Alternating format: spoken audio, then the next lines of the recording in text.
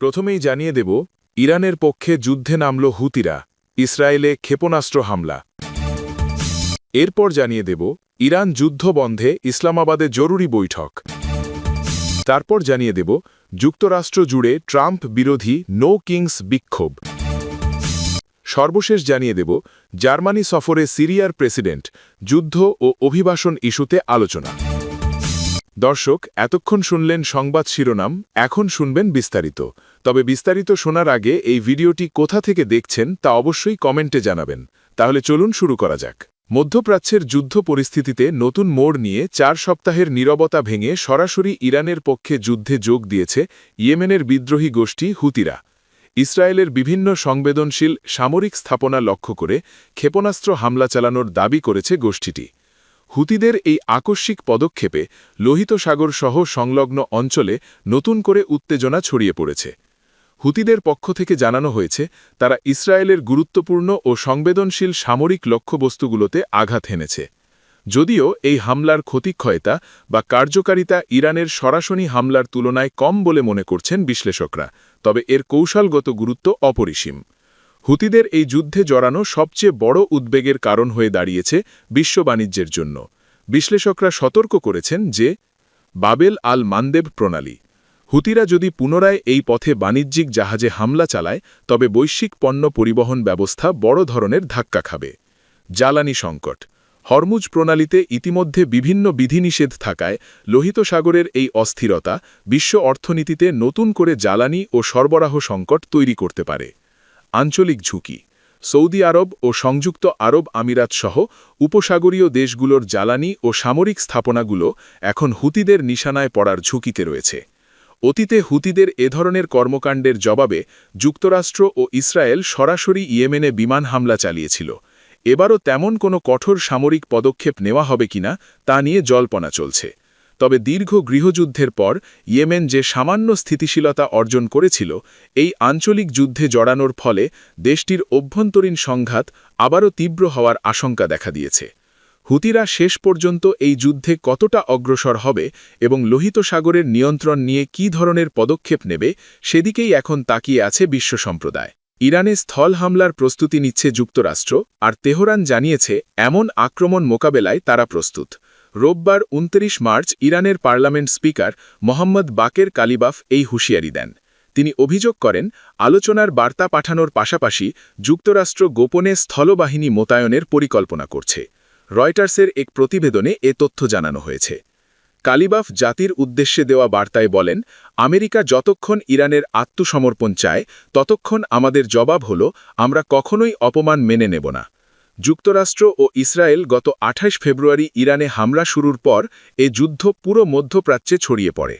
Iran সমর্থিত ইয়েমেনের বিদ্রোহী গোষ্ঠী হুতিরা গত শনিবার প্রথমবারের মতো ইসরায়েলকে লক্ষ্য করে হামলা চালায়। এর ফলে বিশ্ব বাণিজ্যের জন্য গুরুত্বপূর্ণ বাবেল আল মান্দেব প্রণালী ও সুয়েজ খালপথে নতুন হুমকি তৈরি হয়। এর আগেই বিশ্বের প্রায় 1/5 তেল ও তরল প্রাকৃতিক গ্যাস সরবরাহের পথ বন্ধ করে দেয় হরমুজ প্রণালী কার্যত বন্ধ হয়ে যাওয়া।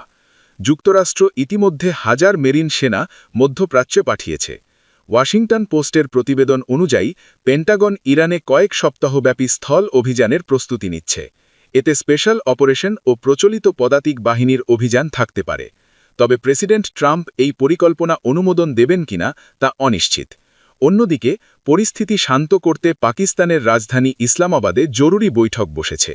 পাকিস্তান, সৌদি আরব, তুরস্ক ও মিশরের পররাষ্ট্রমন্ত্রীরা এই বৈঠকে অংশ নিয়ে যুদ্ধবন্ধের উপায় খুঁজছেন।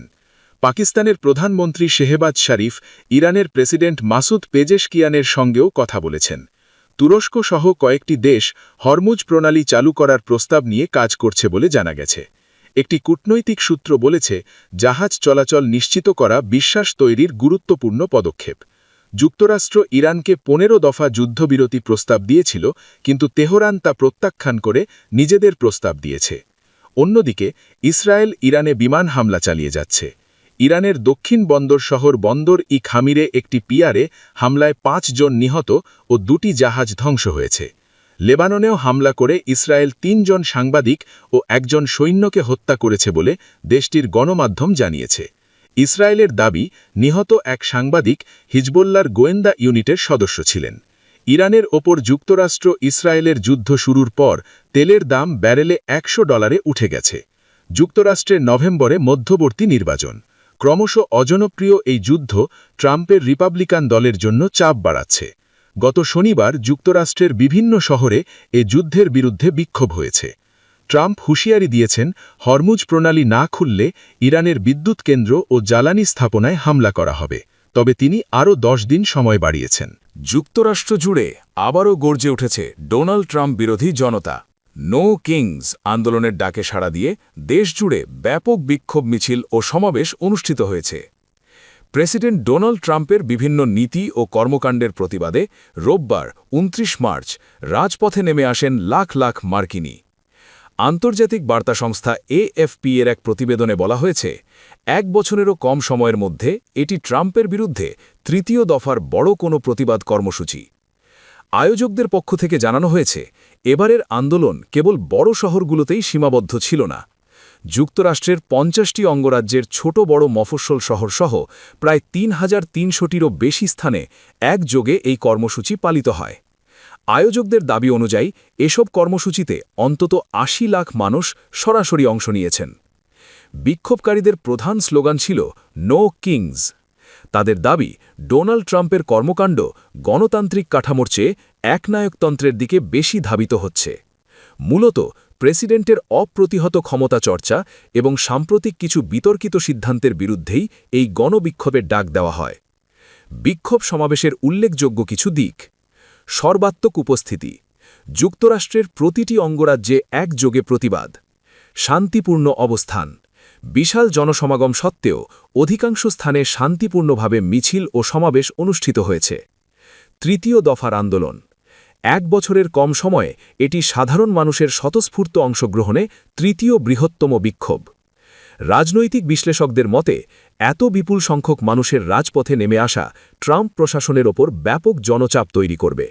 বিশেষ করে ছোট মফস্বলগুলোতেও আন্দোলনের ছড়িয়ে পড়া হোয়াইট হাউসের জন্য চিন্তার কারণ হয়ে দাঁড়িয়েছে। সিরিয়ার প্রেসিডেন্ট আহমেদ আল-শারা সোমবার এক রাষ্ট্রীয় সফরে জার্মানি পৌঁছাচ্ছেন।